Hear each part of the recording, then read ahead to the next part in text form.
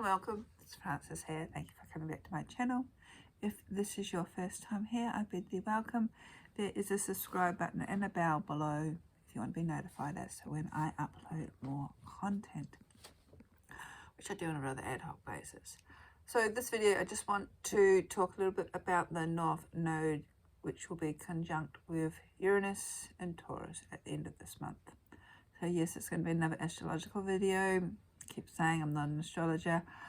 I do follow some astrologers who I'll link below, because there seems to be, again, quite a bit of cosmic happenings that take my eye, and I think we need to sort of bear in mind over the next couple of months. And in particular, there is this alignment with the North Node. What's interesting with this conjunction with Uranus is that it's going to be taking place on the 31st of July, which is Imbolc here in the Southern Hemisphere, so that's the gateway to spring. Or in the Northern Hemisphere, that's Lammas or Lunar, which is the gateway to autumn. So that's quite interesting to start off with. The North Node and the Uranus conjunction is one that has been highly or much anticipated by a number of astrologers, because this is an event that happens once every 15 years, and it's going to be fueled with Mars this time around. So this is resulting in a rather intense sort of trine or triple conjunction between Mars, North Node, Uranus, all going to be conjunct around 18 degrees of Taurus at the end of this month. So whenever Uranus, still saying it the old way, Uranus is in transit, it's time to expect the unexpected. While Uranus can make the impossible possible, the main emphasis is on what we may expect to happen often won't, and eventually what will happen is stuff that's not even on our radar of our awareness, so it's not even in our peripheral vision at all. The good news is that the North Node conjunct with Uranus will bring to us the events, opportunities, people that are here to serve our highest good, a holy guardian angel, so to speak. So we need to start paying attention as to what will be happening around this time, even in this build-up to this conjunction. In other words, keep our eyes open as we discover new resources and talents that we may have not realized that we had. Not to mention the opportunity, and I seem to be repeating the same message, the opportunity of finally shaking off mental models or behaviors that have been sabotaging us for years. So this is something that cosmically has been in our peripheral for the last 2.5 years. I've been talking about this time for change and release and get rid of the outdated limiting belief patterns. So depending on how open you are to change, this conjunction could be rather unsettling if you're one of these people who likes to hang on to the familiar, or freeing if you're ready to jump and free fall. What is exciting about the North Node Uranus conjunction is that both these cosmic points are connected with the future, with progress, and with possibilities. Sorry, the cat is just doing things, as cats do.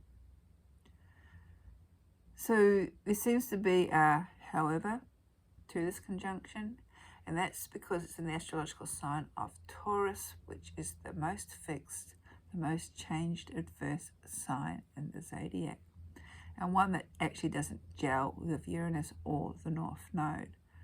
So Taurus is trying to hold on to the status quo, and being faced with Uranus and the North Node having joined forces, it's almost like Taurus has finally realized that the time for change has arrived.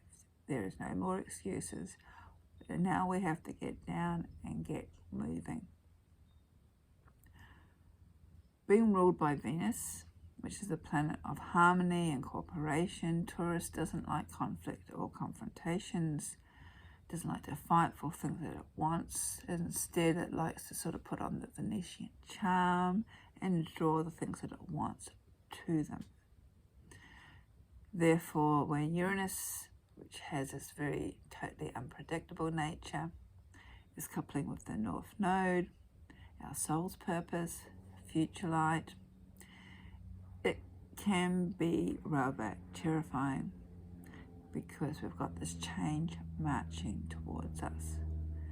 So we not only have this change, but you also have this sort of expectation, this big ask from the universe, the cosmos, to trust, to step into the unknown, to step into the unfamiliar. It's almost like stepping off that platform when we do a bungee jump and putting our trust, in this case of the bungee, putting our trust in that rubber band that's holding us here, putting our trust in the universe. The key word for Uranus is paradigm shift, which means whatever our Jupiter beliefs are will be expanded.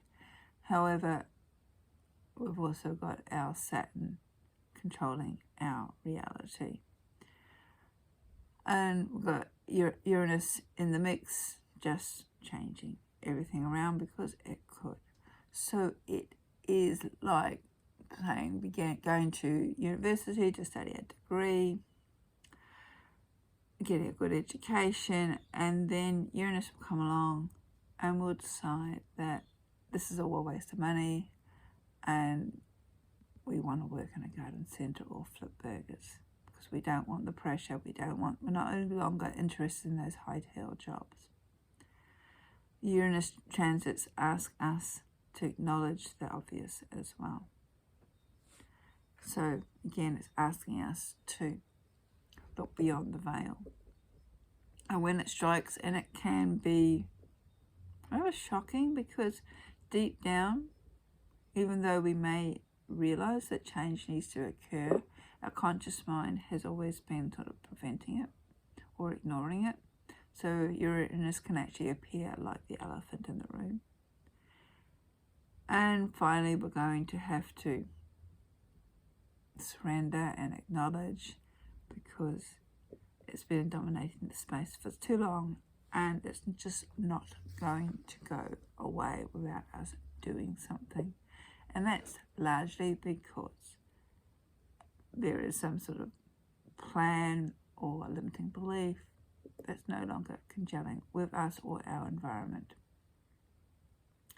It's important to keep in mind that Uranus energy is rather non-emotional. It doesn't have any attachments. It just knows for its best and it will just do things. It's a freeing aspect. So when we're stuck in our old ways, often we don't have the awareness to look to the future, to look beyond the Taurian status quo, and then we get shaken up. And this is the Uranus coming in, letting us know that there's no solidity, there's no future-proofing, shaking us to the core, removing all the attachments because these no longer serve us. They've been actually restricting us, but we have been sort of blinkered, thinking that they have been doing us good and they haven't. So Uranus comes along and starts creating that space whether we want it there or not. And then we add the North Node to this mix, and the North Node is all about our life's purpose, moving forward, moving away from the South Node, which is all about the past. North Node is uncharted territory, things that we may need to actually grow into, and again, that can be a big thing. Testing our resilience, testing our belief. Testing the fact that we're also in the dark, but it's also opening us up for the potential of what we can actually create. And I suppose another reason why there could be this fear or unsettling aspect to it is because when we create something, we become responsible for it. There it is. I said the R word, responsibility. So putting all of this together, the North Node and Uranus and Taurus will set us free from beliefs that no longer serve us, mental models or life situations that are ruled by Taurus.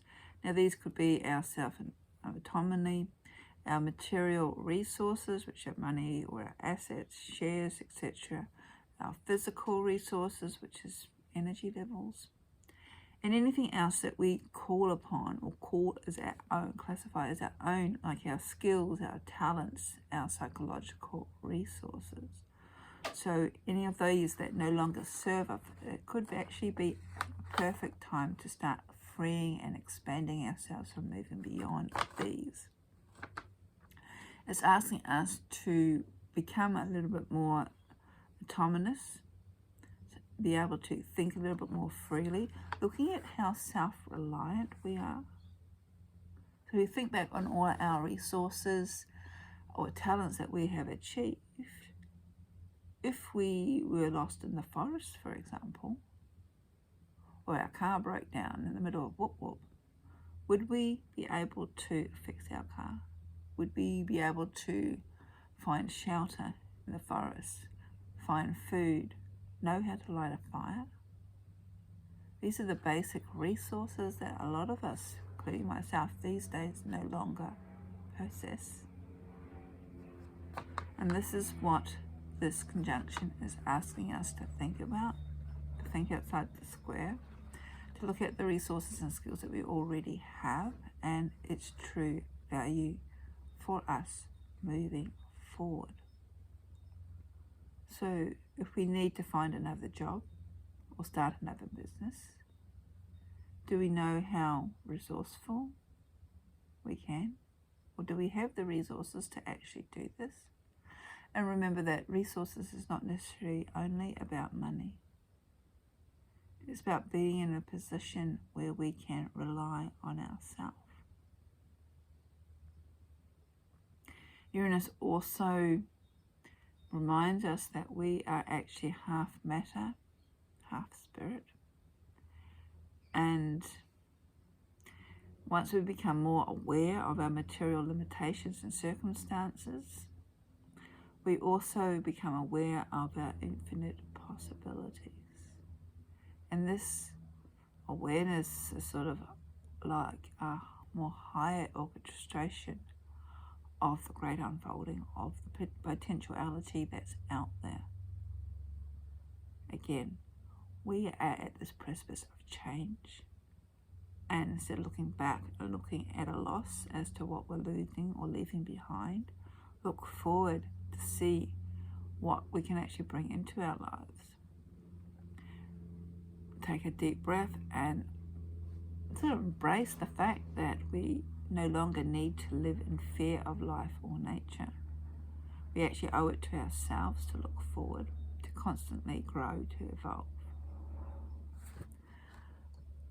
And there's another aspect to Uranus, and this is sort of this promise of freedom that it holds. But it's freedom on our own terms. Now, I'm not talking about a freedom that's sort of a anti-establishment, rebellion, anti-authority, going against the law, that sort of freedom.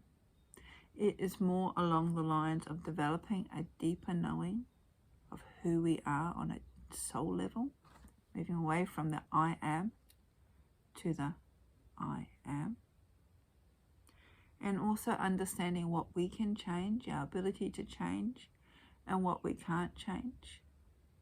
And when we have that power, and it is power, understanding the consequences of that power, that our actions, what we do to our own self, can affect other people. And that's one of the powers of the self-realization. And in closing, just want to say that this deep awareness within our own areas of influence, combined with the call for growth into possible higher or better versions of ourselves, will be what will eventually set us free. And by freedom, again, I'm not talking about a modern society, talking about the constraints that we often put upon ourselves. So a lot of this work is self-work, looking inward, stop looking externally and blaming people externally or situations, but looking from a deeper soul level, because that's what's at the end of the day, when we incarnate, our soul is doing this so we can undergo or experience these experiences, the good, the bad, the ugly, leaving it up to us to work through and see the lessons.